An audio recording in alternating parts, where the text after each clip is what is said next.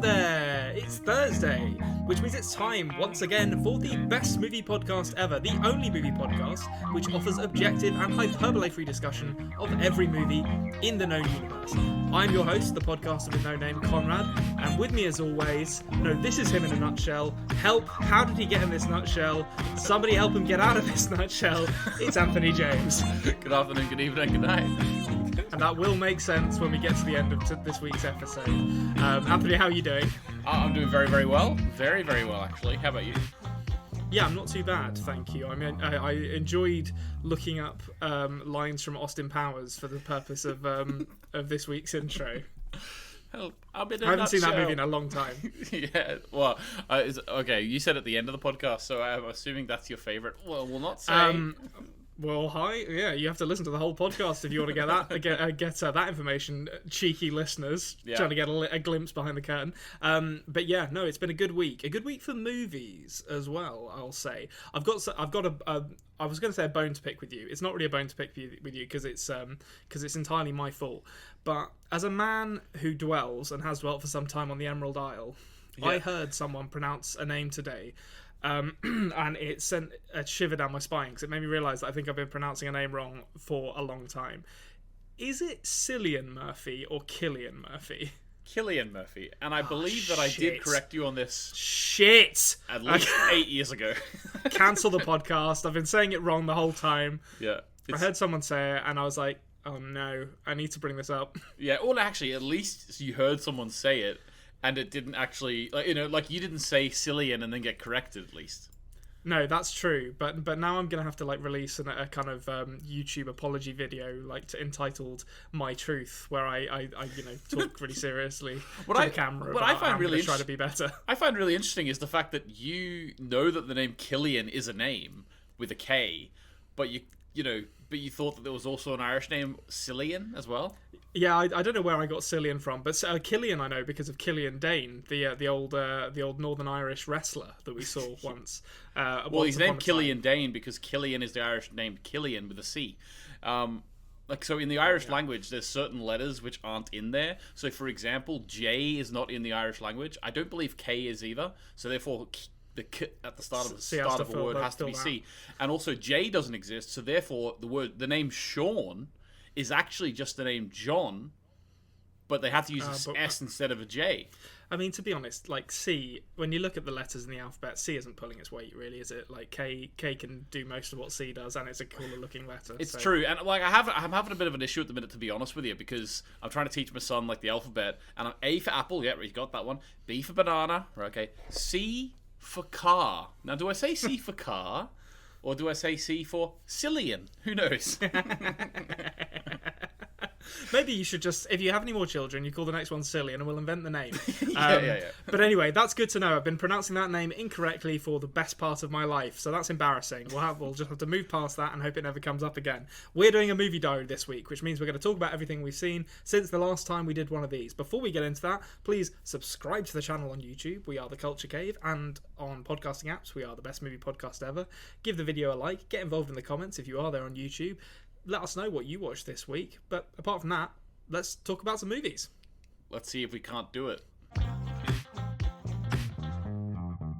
Movies.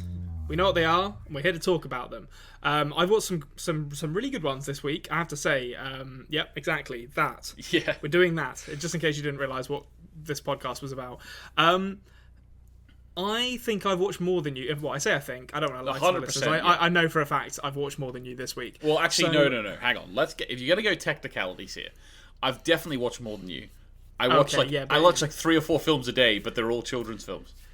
Listen, if we want to have a little section called Anthony's Corner where you recommend children's films, we can do that. I have the power to turn this good ship BMPE around and turn it into a children's movie podcast. Listen, that's lockdown life for you with a toddler. Yep. But so I'm gonna start things off, I think, just because I've got more. So you'll be sandwiched in there. Yeah. with the first movie I wanted to talk about this week, and this actually came out back in January, and I've been meaning to watch it for ages, and I just never got around to it. And I think you would actually quite like this because you, like me, are a fan of kind of character-driven chamber piece kind of movies. And this is 2021's One Night in Miami, directed by Regina King, who I didn't realise had directed anything. I mainly know her as an actress who was in like the John Singleton movie Boys in the Hood, and in a lot of movies in like the kind of 90s and early 2000s. But it's essentially about a fictional meeting between, I've got to get these names right, the NFL, I don't really know American football, but I think it's NFL star Jim Brown, Malcolm X, Sam Cooke, who was a kind of Motown soul musician, and Muhammad Ali basically meet in a hotel room one night in Miami after one of his fights, and what follows is kind of like this broad dissection of their views on the civil rights movement and their roles in it and how they see it going. And it's really interesting. It could have been, I think, in the hands of someone who was less of a writer, it could have been really stodgy, because it's literally just people, for the most part, sitting in a room or occasionally on the roof talking about the civil rights movement. But it's really engaging. It's written by Kent Powers, who maybe this is part of why it's so that the writing feels so good to me, is that he adapted it from his own screenplay, or his own stage play rather, which I've not seen, but I assume is quite good. That's really interesting to me, actually, yeah, because he's a playwright, and he's now through Disney. He obviously wrote Soul for Disney, which came out just at the end of last year. So he's now broken fully into writing for films. That's cool. That's cool. Yeah, absolutely. And if this is anything, and Soul as well, from what I've heard, is anything to go by, has a very promising career in front of him. But I think I love the cast of this movie in particular. Aldous Hodge plays Jim Brown. I love Aldous Hodge. Like, he's got such presence and charisma in everything I've ever seen him in. So I'm pretty much on board with everything that he does. Kingsley Ben-Adir, who I believe you all know from the OA. He hasn't turned up yet, but I know he's in the OA. Kingsley Ben-Adir, wait till you see him. He's great. Yeah, and he's great. He plays Malcolm X in this, and he's fantastic. And then Eli Gorey, who I don't think I'd really seen him much before this. I'm trying to remember now. I didn't write it down. I have seen him in something before, but it wasn't. I don't think it was a major part. Oh, he played Godzilla. He was in Godzilla as a police officer. He was in Godzilla, and he was also in Glow. He was the son of one of the wrestlers in Glow. Oh yes, okay. Who played by Awesome Kong, the one who Awesome Kong played. Yeah.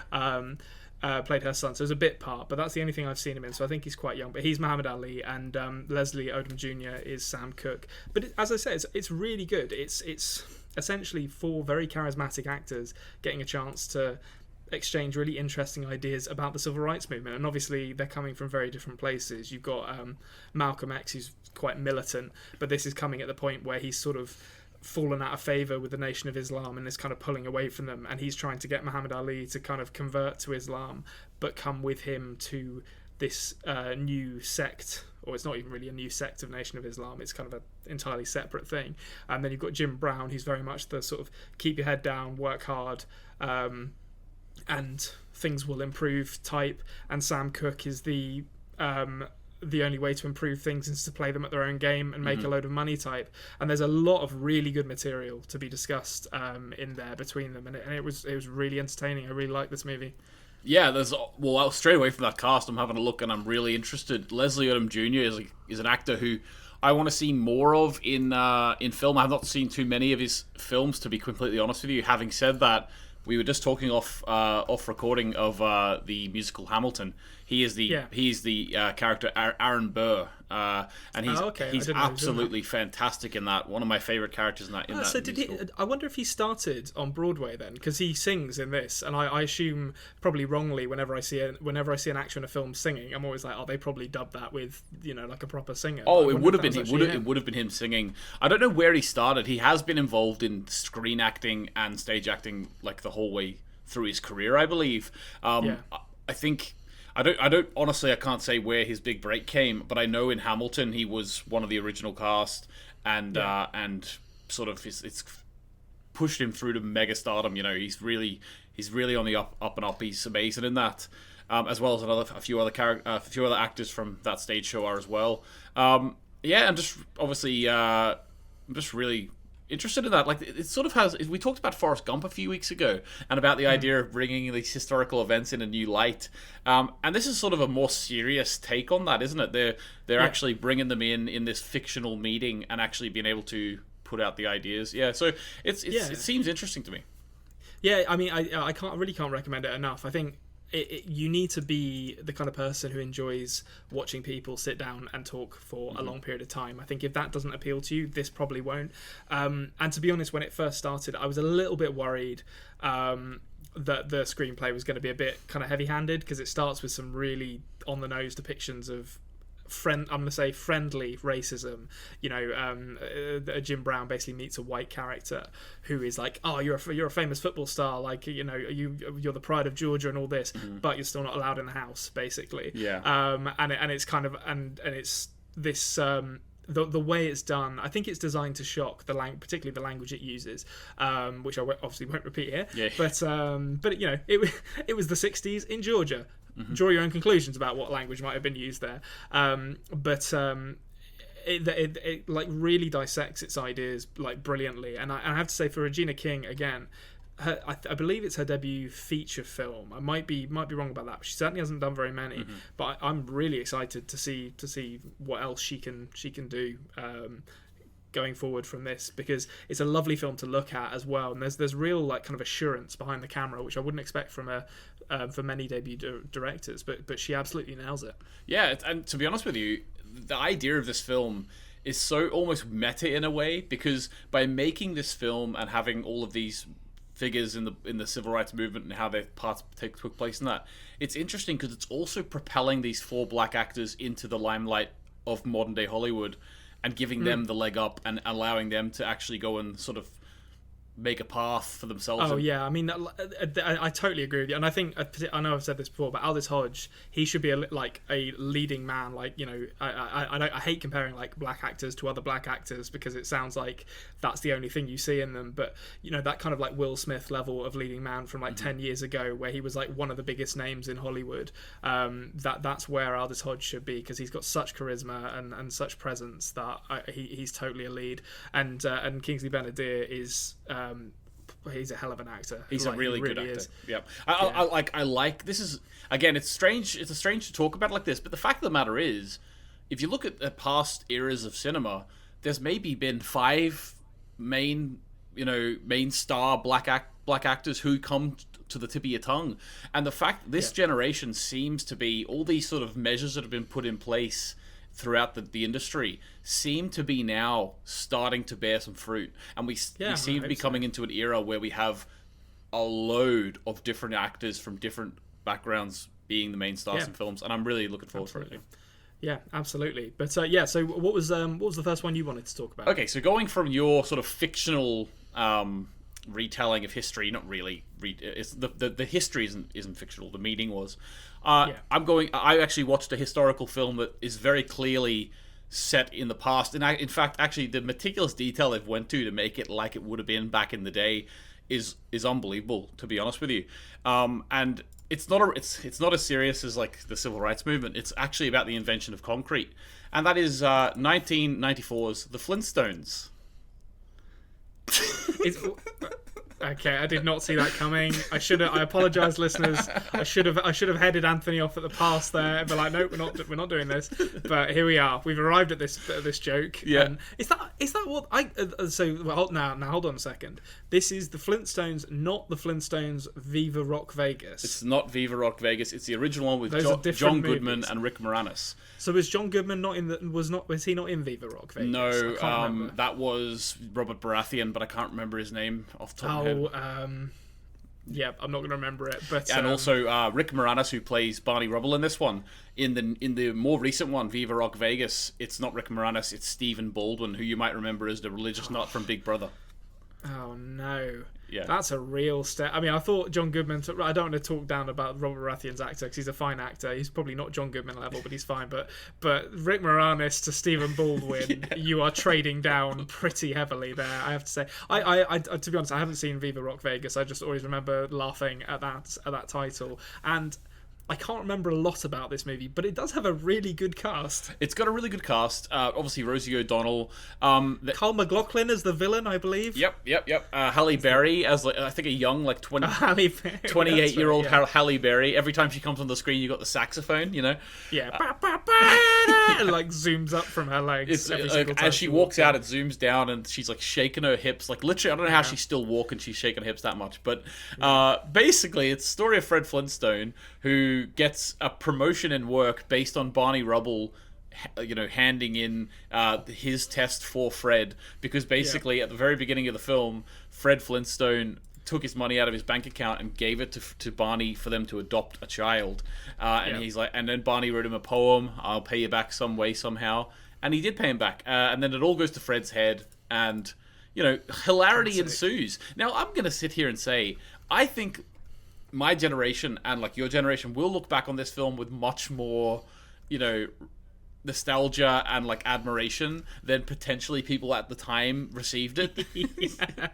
I have no idea how well this movie did, to be honest, financially. I'm gonna look up how well it did on flop. Yeah, was it a flop or not? Well, they made a second one, so it mustn't have been a flop. There's a few things, like, I don't really need to lay everything out. You know, I'm sure if you haven't seen it, it's the Flintstones. They do go fully cartoon. Like, I mean, when Fred goes yabba dabba doo and jumps in the air, he does hang. He has a fair amount of hang time. Let's just say that.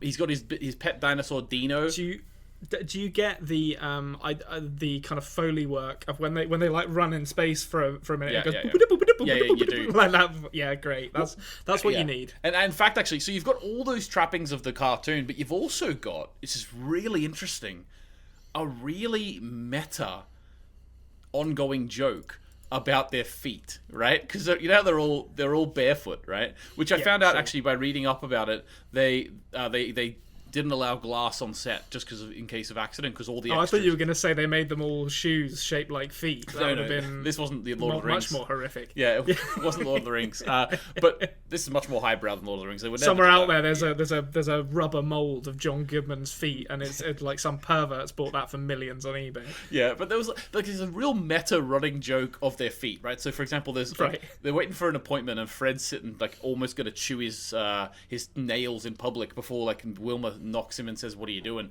There's also like the big bad McLaughlin. He's sitting there trimming his toenails, just talking to Halle Berry, just trimming his toenails. There's also disgusting, like a car wash where a woman pulls up, puts her feet out, and then they wash her feet for her. So there's an ongoing like real meta joke that the filmmakers are doing to be like, this is what this world would really have to be like, you know? Yeah. But this is what I'll say about it.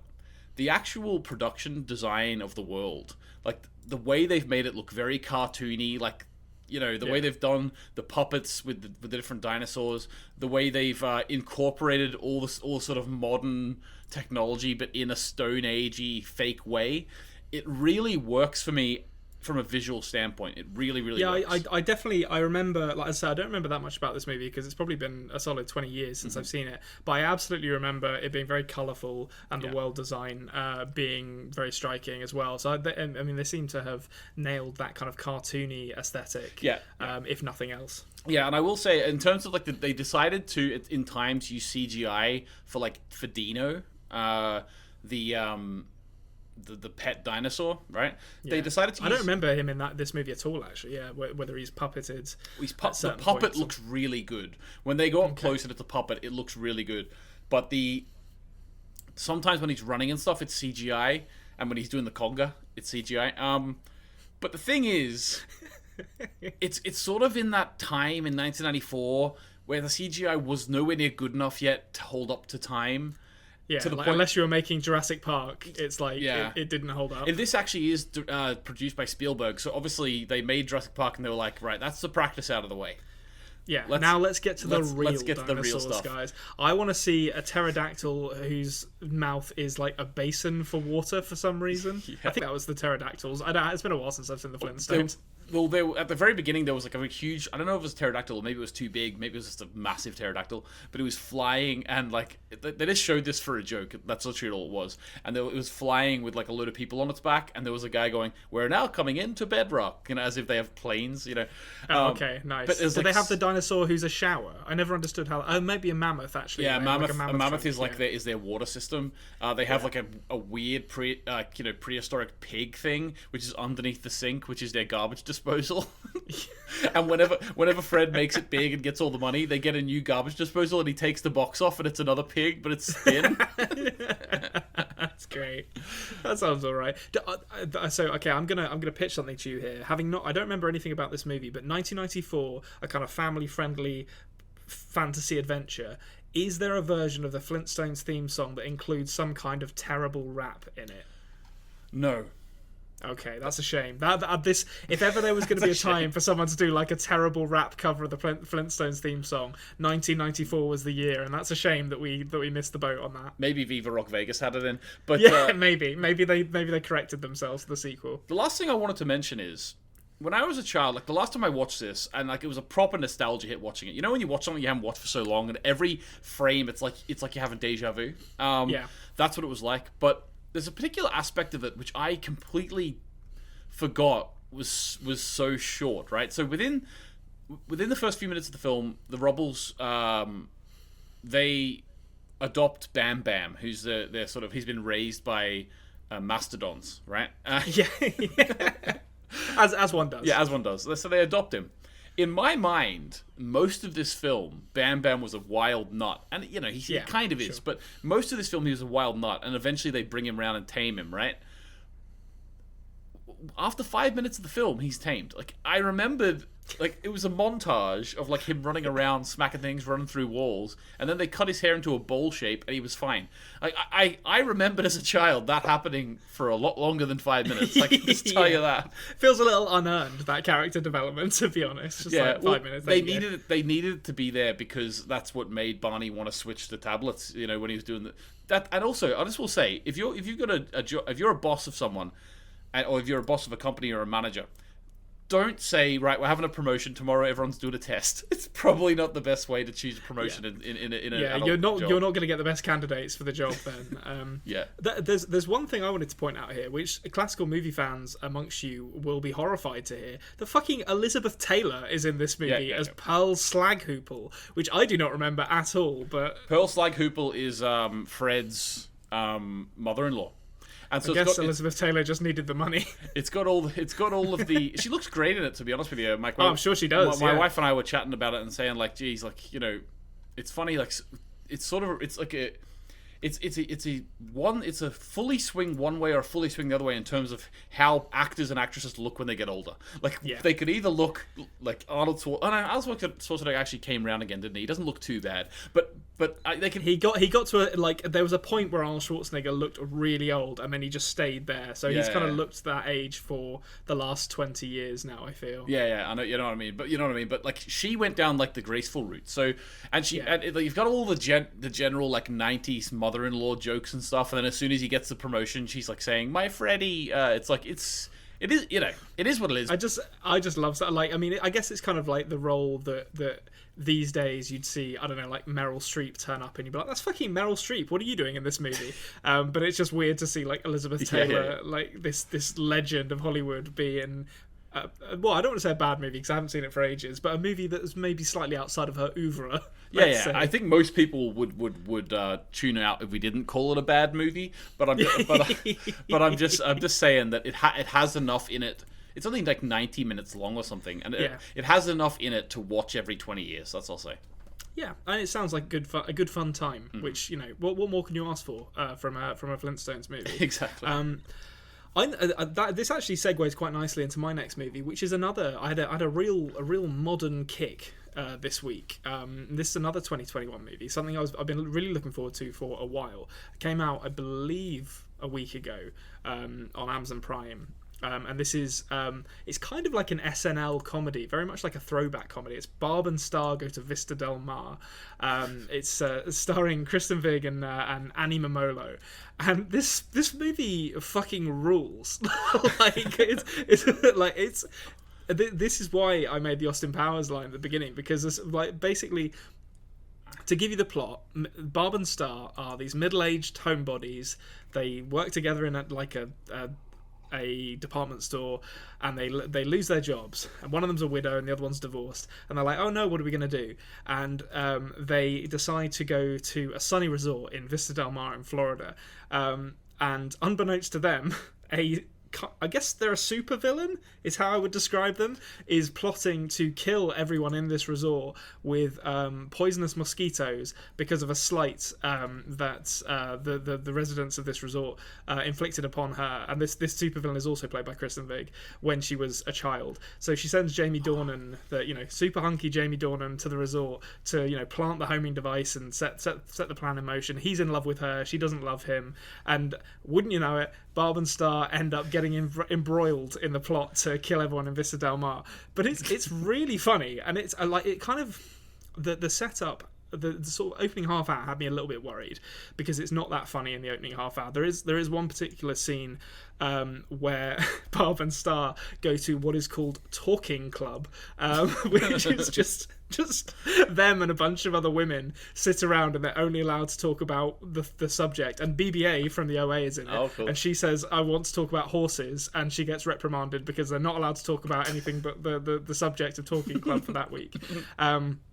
And Barb serves something called hot dog soup, which is like grey sludge with chunks of hot dog in it, which is one of the most disgusting things I've ever seen served in the context of food in a movie. But apart from that, the opening half hour is a little bit slow. Takes a while to kind of get into it, but then they get to the resort and it just goes full on kind of. You know how like a lot of modern comedies, we've talked about this before, maybe off air to some extent, but a lot of modern comedies feel like they're just funny actors kind of ad-libbing and there aren't really jokes in the script. This is like the opposite of that, and it feels a lot like a throwback to like an Austin Powers kind of thing where there's loads of visual gags, loads of like really dumb comedy. So like there's a musical number in there, there's like anthropomorphic animals that just start talking for one scene, there are drug trips, a couple of absolutely hilarious cameos that I'm not going to spoil, but a very well respected actor turns up as a crab for one scene, which I was very into.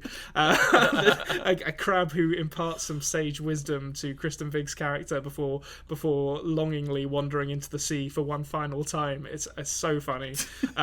This movie like just revels in its own brand of kind of innocent, stupid comedy, and I really enjoyed it. You don't get movies like this that much anymore. And it was great. This is like the way you're explaining it does sound like Austin Powers, but it also in a way sounds to me like Tenacious D, Pick of Destiny. It's kind of it's a bit like that, or like MacGruber or something. It's like a comedy which isn't afraid to be kind of silly, and I loved it for that. Yeah, this sounds absolutely hilarious. Jamie Dornan, there's one of the Wayans brothers, Marlon Wayans, is in this as like a private eye who keeps on giving away secrets about himself, and his name is Darlie Bunkle, which is just the great name. Darlie Bunkle.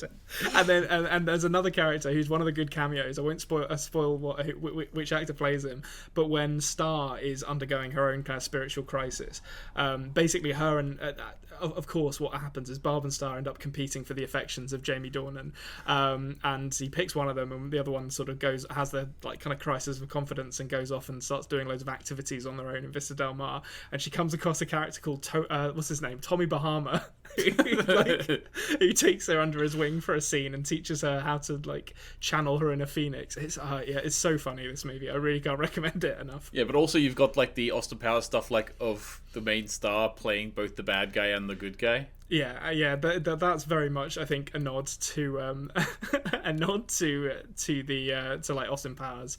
In the villain also being the same actress as the. As the good guy. But yeah, Wiig and Momolo are so goddamn good in this, and it's written by them as well, so I think that probably helps that they kind of they created this thing from the ground up. It's directed by Josh Greenbaum, who's not a director I've really come across before. Well, I was going to mention actually Josh Greenbaum. Okay. I have come across him before because he directed a documentary that I really, really like called The Short Game, which follows underage golfers who want to become professionals one day, and he sort of that documentary, it's just it's a nice watch. It's not groundbreaking, but it's interesting that he sort of got his break in a way in documentary filmmaking, Yeah. and then moved on to this. Like, in that documentary filmmaking, a little bit of trivia, Anna Kournikova, you know Anna Kournikova, the tennis player. Oh yeah, the once good tennis player. If there was ever a question whether Anna Kournikova had a pushy parent in terms of making her good or not, well, her younger brother Alan Kournikova is the up and coming number one in golf in America in his age group, and part of it follows him. So he's a golfer. That's weird. Yeah, I guess they pushed them into separate sports to. Yeah, well, obviously the mom probably tried them in a load, you know, and then like anything they showed a bit of promise in, they just bid on, you know. That's great. Yeah, well, I mean, this doesn't feel like something a documentarian made, but I think Vig and Momolo's influence is kind of all over this. But yeah, so if you're in the mood for something where a character is kind of dumbstruck with how like overcome with emotion and love they are for a character, and that they like shake their head to kind of clear the cobwebs, and you get the sound effect like and then she does it, and then she does it again, and then another character gets their phone out and it's ringing with that as the ringtone. This is the kind of movie like, for you. It's very, very funny. That does have a lot of parallels with Flintstones. I think that segue was warranted. It feels that it's got that same kind of silly innocence to it that I was very much in the mood for this week. Yeah, awesome. Okay, so my next one, you know I had to do it. Like, go on. It's been too long. I watched Free Willy 2. All right. Oh Jesus! Was Elijah Wood in this one too? Elijah Wood wasn't in any of them. You're thinking of that Andre Seal film. Why do I think Elijah Wood was in Free? Who's the kid in Free Willy? We've had this conversation on this very podcast. Yeah, we have. Jason James Richter, his name is. Okay, it's always going to be a lot. I think as well. He was in a movie with Bruce Willis called North. Which was a terrible movie in like the mid-90s, and I think I get that mixed up with North, that. Yeah. But in my head, Elijah Wood was in Free Willy, and I won't be persuaded otherwise. Well, actually, the funny thing is, I haven't really seen this actor who plays Jesse, the main character in Free Willy 1 and Free Willy 2. You're telling me this child actor didn't go on to bigger and better things? That's the interesting thing. He actually is still going. Oh, wow. He's in a film that's just been released called The Little Things with Denzel Washington. Okay, fine. I did not see him being in movies with Denzel Washington. Well, he's still got the harmonica. So basically, the story of Free Willy, in the first film, he broke Free Willy out. Sure. I'm so it's kind of like a prison break film, and then like in the second one, they're like, "What do we do? Oh, we'll make him be like they on the run. We'll make him be like in a prison." But like not in a prison, you know. So like they get stuck in a particular part of a cove or whatever because there's an oil spill, it's actually got a lot of heart. Obviously, Free Willy has a lot of heart to it. They're great family films. Yeah. The first two, it's a bit like Home Alone, right? The first two, pretty good, and then they just started casting any old tat in it. But that's sort of how it goes. But Free Willy 2 is a story of Jesse who's been adopted by his parents in the first film. He gets the news through that his birth mother has passed away.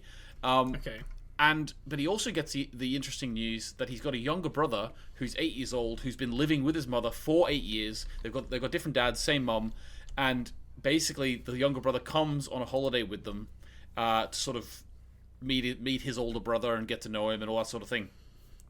The younger brother, first of all, the younger brother's name is Elvis, which is already points to the film. But basically, there's a whole interesting plot going on, like sort of a character development point in Jesse, where his best mate Free Willy, who's the orca, has been reunited with his mom in the pod in this cove out in the wild again.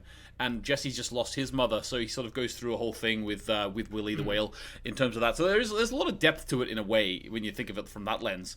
But I will say, the first time you see Jesse in this film, he's looking down the road and there's three young women walking up, and it's like, oh, Jesse's a teenager now. Classic. Yeah, and then wouldn't you know it, his longtime mentor, Native American man Randolph. And there is some. I've seen the first one. I don't remember. He is. Okay. And it's really nice to have that presence, but at the same time, it feels a little like I think with Native American people, sometimes in films they sort of lean on them being mystics. There's always that.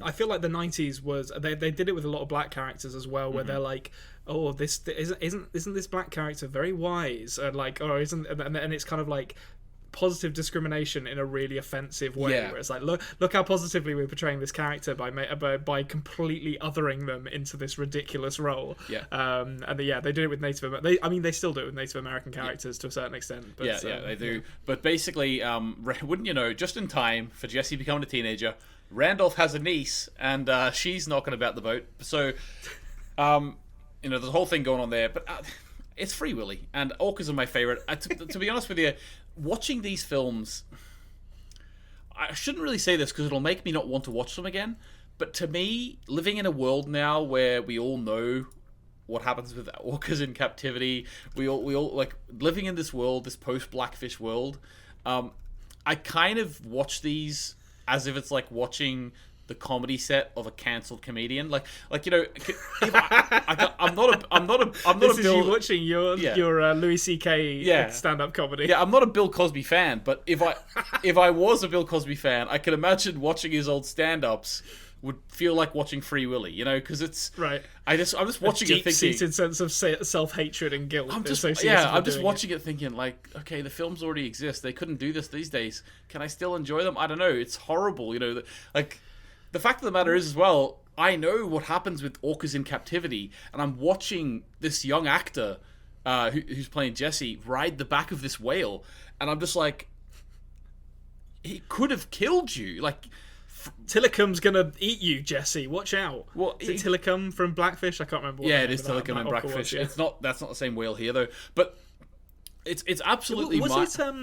Was it Shamu in this one? I can't remember if this was like. Wasn't Shamu? I can't remember. I can't remember. There is a name of the orca though. I can't remember the name of the orca. But the interest. This would have been right around the sort of peak Shamu fandom. Well, they wouldn't have. They would never have got Shamu for this. Come on, the Shamu was too big. But but the thing, he's the big name. He's like the. He's the Denzel. He costs the big bucks. Yeah.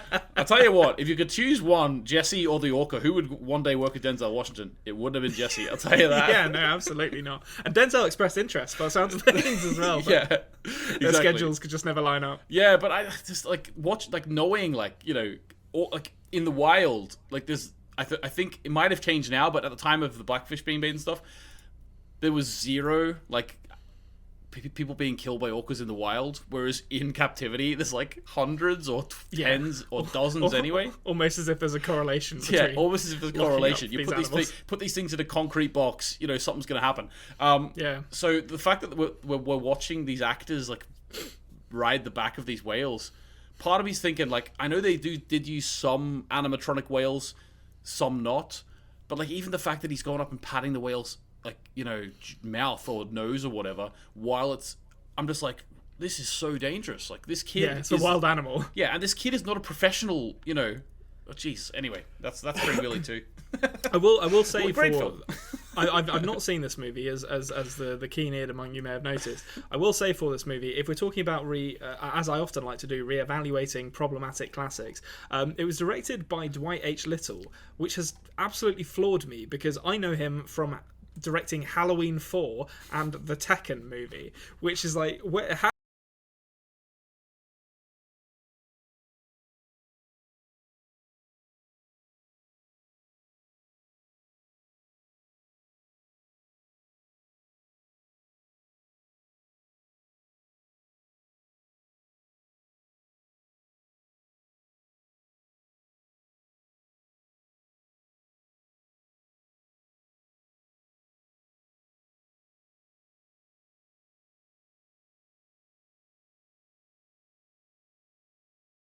do the workers have loads in common?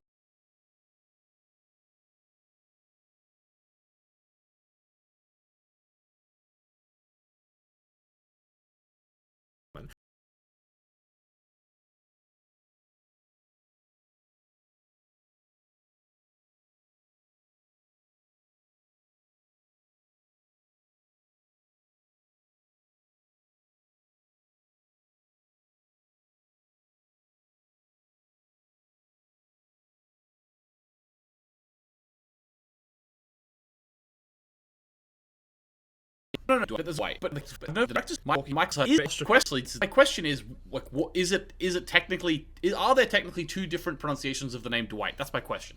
I mean, there's probably as many pronunciations of every name as there are people with it, because everyone pronounces their names slightly differently, as we learned on this very episode with Cillian and Killian. Yeah, like I pronounce my name Anthony and it's spelled James. So. Yeah, maybe Killian pronounces it Cillian. We don't know. I've never met him, so maybe I am right after all these years. Maybe you are. There we go. This is the pronunciation of names episode. Yeah. Get in touch, Killian, if you're listening. All right. Okay. Write us a letter. All right. Well, there's Free Willy too. Okay, excellent. Well, that leads me quite naturally into my next movie, which is 1995's Ghost in the Shell, a cyberpunk anime directed by Mamoru Oshii. This is this is a rewatch for me. One of the first anime movies I ever saw, probably when I was. I was definitely too young. I was probably about 12 or 13, and it still holds up. It's still a beautiful movie. I think its strengths are in how well it realizes kind of a cyberpunk future, and the plot itself is. It's weird because it's quite a simple plot. It's basically you've got like Major Motoko Kusanagi, who's like an android with some human memories left in her because she was human once upon a time, and she's slowly had every part of her replaced. She and the rest of like Section 9, who are like a government kind of shady organization that basically deal with like political stuff, but are also kind of peacekeeping. They become embroiled in a conspiracy as they're like hunting down this hacker called the Puppet Master, and as they find out more and more about this hacker, they realize that it might actually be a sort of government created AI that is used to sort of destabilize other governments and cause various incidents within their own government, and that whole kind of narrative, or that whole kind of plot, is really just a staging ground for the movie to talk about the idea of like what is humanity, what is a sense of self, like how do we define who we are, like going off on these ideas about soul. And honestly, the movie is mainly style over substance. Like it gets its metaphors across in like really kind of like long-winded, drawn out monologues that are quite boring, and it's quite hard to follow some of the ideas that it's proposing. But in the case of Ghost in the Shell, when the style is so fucking cool, like, or as fucking cool as Ghost in the Shell's is, and so influential, you can kind of get away with being style over substance. So I often, it's recommended as like seminal anime, and I don't know if I really agree with that, because I don't think someone who's coming to anime for the first time will get that much from it, just because from a purely film viewing, like kind of narrative film watching experience, it's not that good, but to look at, it's still stunning. I love it. It's one of my favorite films just to look at, because it's so cool. Yeah, I haven't seen this film, to be honest with you. I've only seen the superior version in 2017 starring Scarlett Johansson. I refuse to watch that. I absolutely refuse to watch it. I will get round to it. I don't tend to like become like a crusader for remakes, but that one was that was a bridge too far for me in 2017. I basically knew the storyline, but that's all I can really say about it, because I've seen the 2017 one. And thank you very much, because we finally paid off the promise in our original advert for the Best Movie Podcast Ever, where we reference Ghost in a Shell. So there you go. Yes, exactly. Like, I have seen Ghost in the Shell. Here's the proof. I've done it again. Right, but so obviously, I don't know. It seems interesting to me. Like, I like these types of. I've not seen too many of them, but I like animes where they go into sort of this cybernetic, futuristic-y world, with robots and stuff, and I think the revelations that come about through through the character, and eventually you find what you learn about the character. I did find it engaging, even if I was given it in a very strange Western way, Yeah, I mean, to be honest, like that I can't remember who directed that 2017 one, but the Scarlett Johansson one, Rupert Sanders. Yeah, I mean, I'm sure the ideas communicated are the same. I think it's one of those. Even if it was like a shot-for-shot remake, I think you wouldn't get the same sense of importance aesthetically from a movie in 2017 as you would for one in 1995. Yeah. And that's not to say that this invented a lot of those ideas. This owes as much to things like Blade Runner and Neuromancer as the stuff that came after it owes to it. But I think as someone who is a really big fan of like cyberpunk aesthetic stuff, this is like one of the most important movies aesthetically for developing that sense of style. And like there's such cool stuff in it. Like, there's a bit where they're like hacking, and there's just like this kind of innocuous scientist guy or technician or whatever guy, and he like puts his hands over a keyboard. I'll bring them up here so that you can see them, and then each of his fingers splits into two little metal fingers, which then split into more metal fingers, and they start going crazy on the keyboard. And it's so good. And there is a couple of action set pieces that are still stunning. I think there's one at the end where Kusanagi fights basically a tank on her own, and it's really exciting. And there's one basically a chase sequence where there's a garbage man who's hacking into a bunch of terminals on his route, and it's something to do with the puppet master, and they're chasing him, and then that chase turns into them chasing the person who sold him the means of hacking, and he's got like this Uzi with like armor piercing rounds in it, and it's just one of the most brilliantly animated chase sequences I've ever seen. So even though narratively I think this movie isn't great, and script wise it isn't great, there's enough in here that if you wanted to check out like some kind of cyberpunk anime, it's probably not the best place to start, but it's certainly something that's worth having on your radar and visiting eventually. Okay, awesome. Yeah, okay, so staying in the manga / comic world, we'll say. Okay.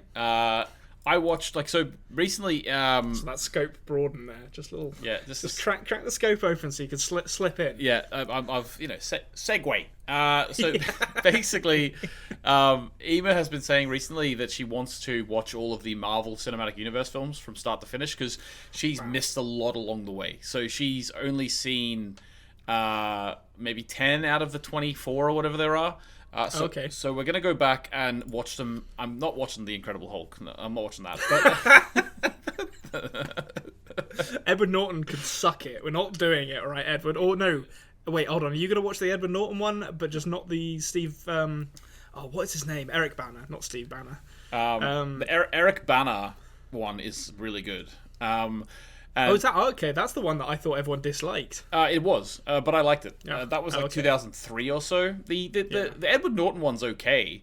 It's just that it's got very little to do with the rest of the cinematic universe because Edward Norton left. Yeah. There's like some of the characters come back sometimes. That's about it.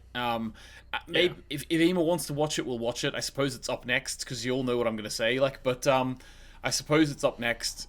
I'll decide whether I'm going to watch it or not. But Edward Norton basically only signed on to one film, and he's like, I'm not doing any more. So I'm just like... I wonder if he regrets that now, looking back. Probably not, knowing what I've heard about Edward Norton. But I always find that interesting, like to Terrence Howard as well, in the movie I'm assuming you're about to talk about, where it's just like, I bet you regret asking for too much money, Terrence.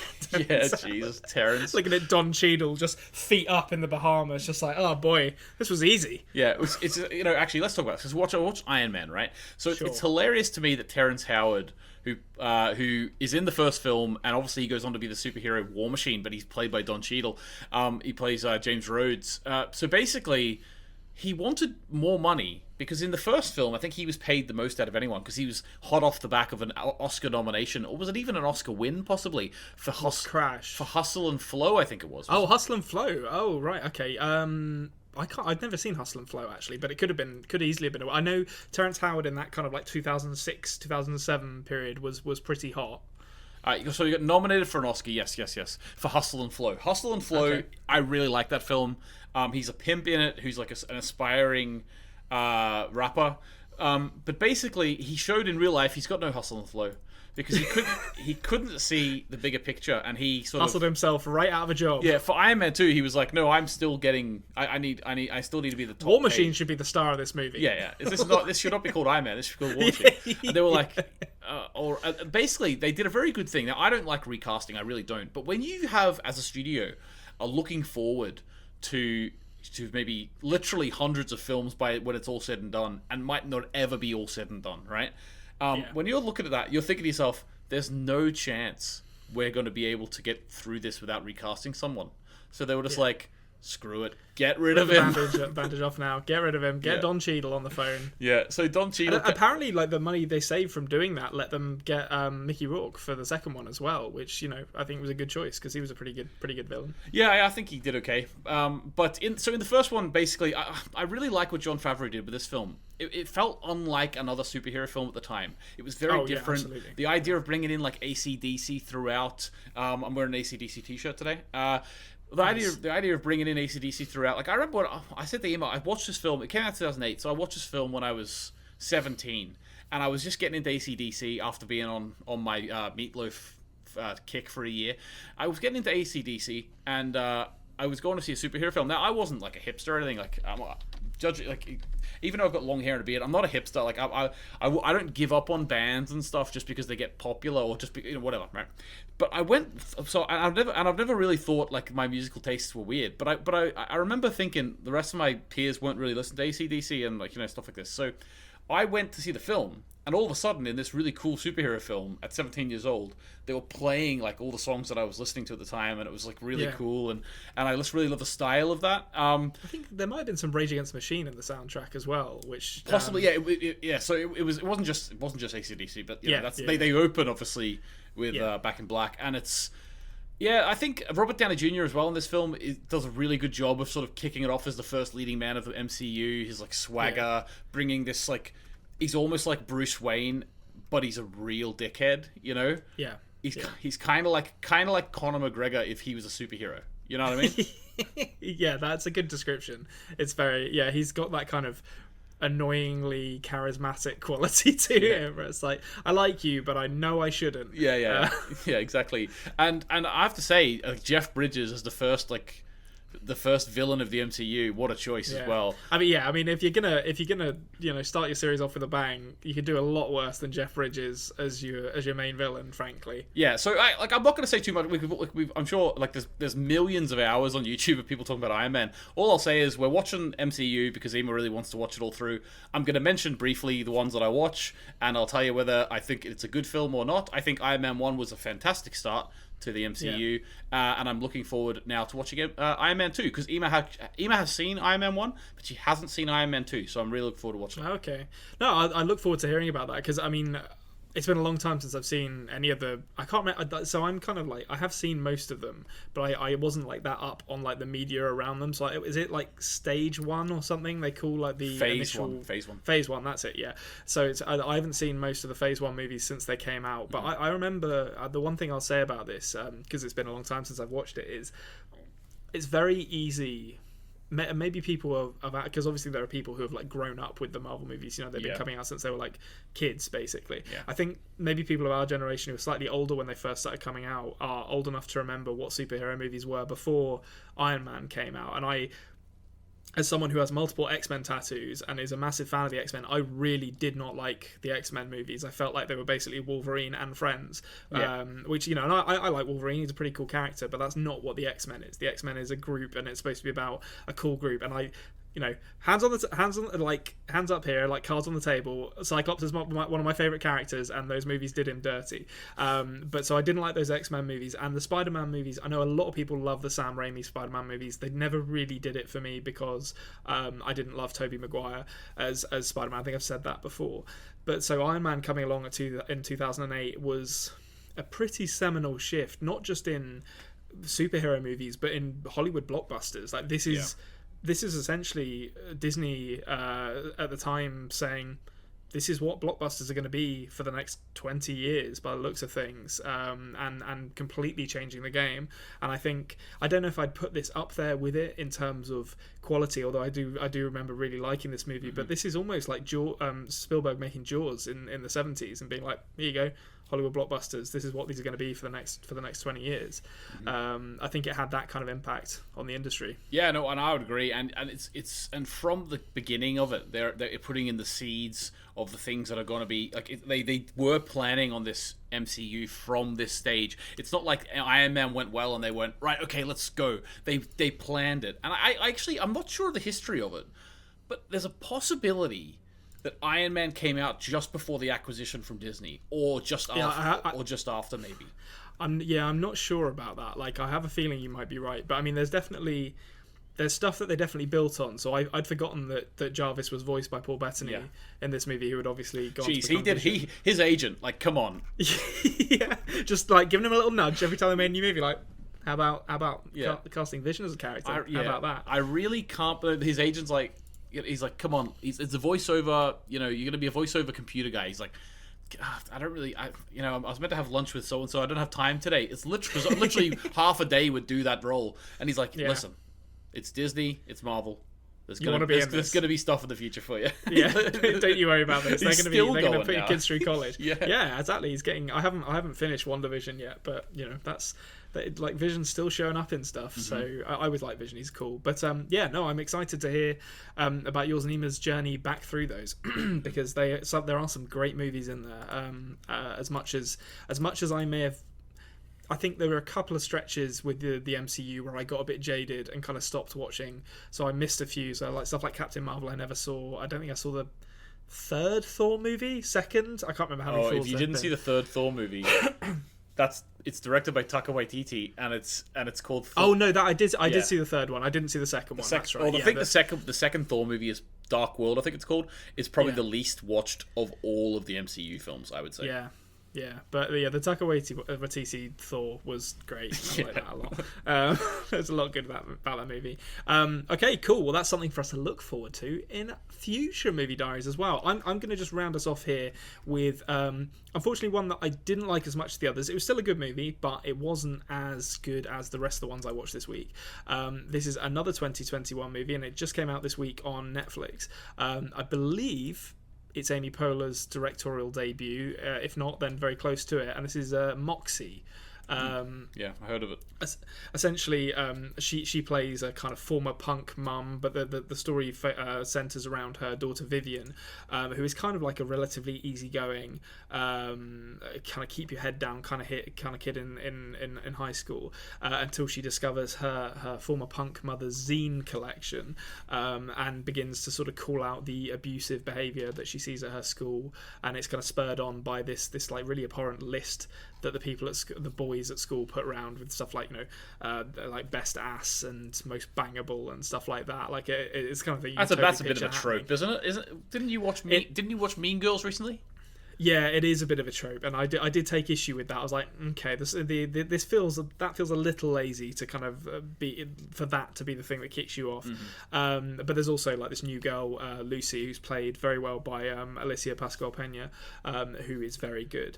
But it's a good movie. I think one of the things I really liked about this movie was how it kind of narratively zigged when I thought it was going to zag. So the start of the movie is basically Vivian and her best friend Claudia, I'm sure it's pronounced. This is as the dark discussions seeping into my movie discussions.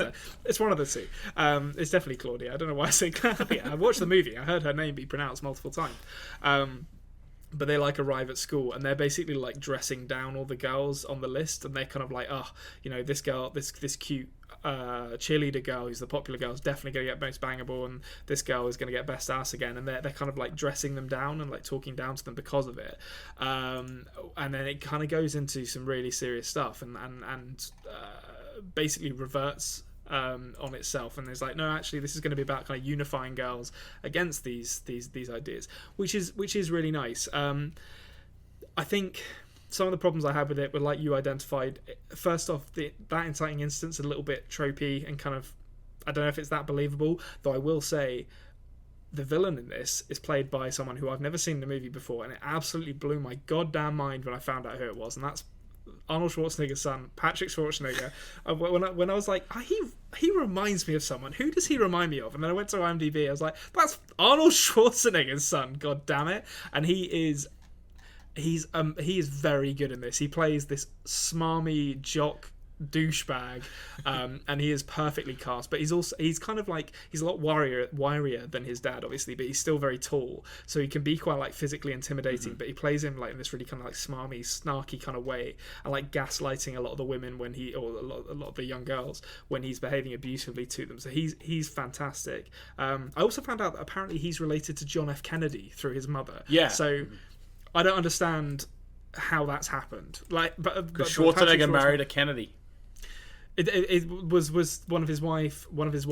I'm assuming he's had multiple wives. One of his wives was. I mean, come on, Arnold Schwarzenegger's definitely been married more than once. There's no way that he managed to make a relationship last longer than 10 years. Yeah.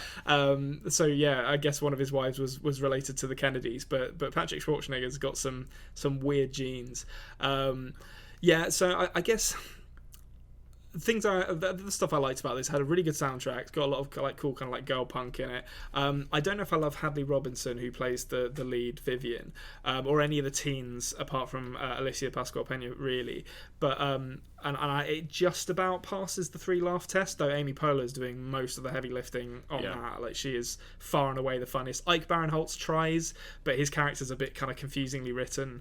But it's decent. It's a decent kind of teen flick if you're in the mood for something that's a bit more kind of socially charged than your average teen movie. Okay, interested in that. I do like Amy Poehler. I will correct the record and say Arnold Schwarzenegger has only been married once.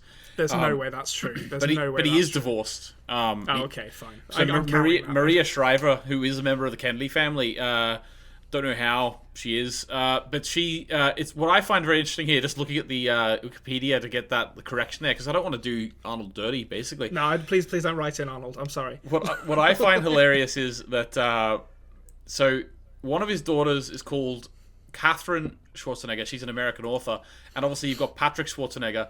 So on the Arnold Schwarzenegger's Wikipedia page, it says children 5, including Catherine and Patrick.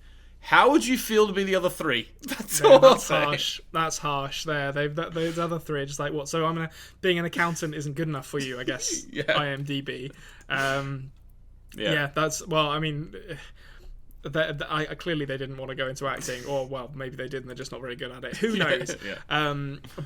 He's great, and it blew my mind to see him in this. I was like, who? Like, it's kind of one of those things where like you've got it in the back of your head, like you know who it is because he looks so much like his dad, and then you have it revealed, and it's like, it all makes sense now. It all makes sense.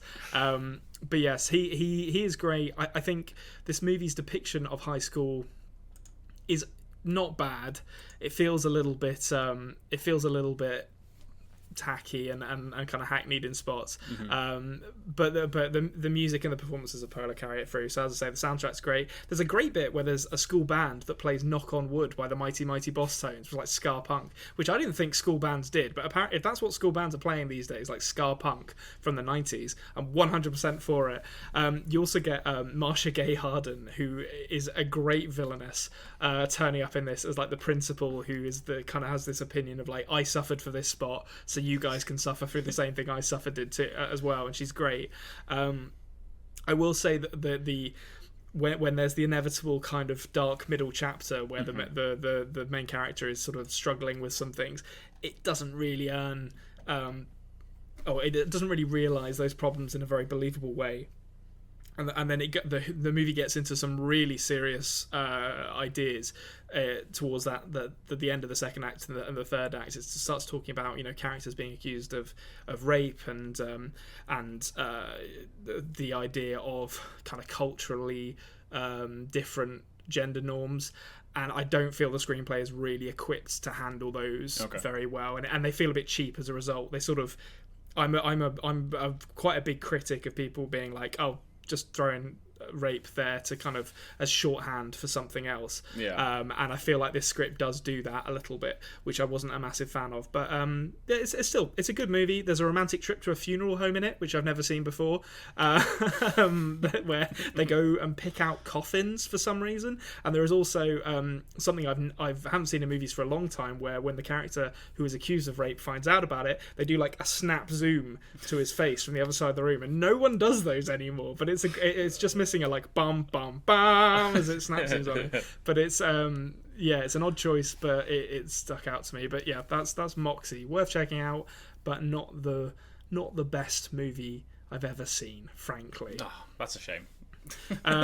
So is that you done for this week? That's me done. That's me done.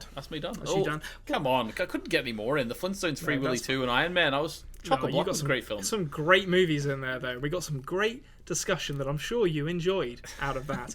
But that's going to do it then for us here on the Best Movie Podcast Ever, which leaves us with one simple question to answer, as we always do, and that is, Anthony, what is your favourite movie this week? Free Willy 1. Excellent choice. Mine is Austin Powers 2: The Spy Who Shagged Me. Join it. I'll go into no further details at this time. Join us next week for another movie diary. We might have a themed episode coming up. I need to run it by Anthony, but yeah, keep your eyes out for that as well. And yeah, please remember to subscribe on YouTube with the Culture Cave podcasting apps, Best Movie Podcast Ever. Give us a like, get involved in the comments, let us know what you watched this week. Thank you to Nancy Wyatt and Jared Iscariot, almost forgot their names there, for the use of our theme song. A link to their stuff is in the link below. And we will see you same time, same place next week. And cut.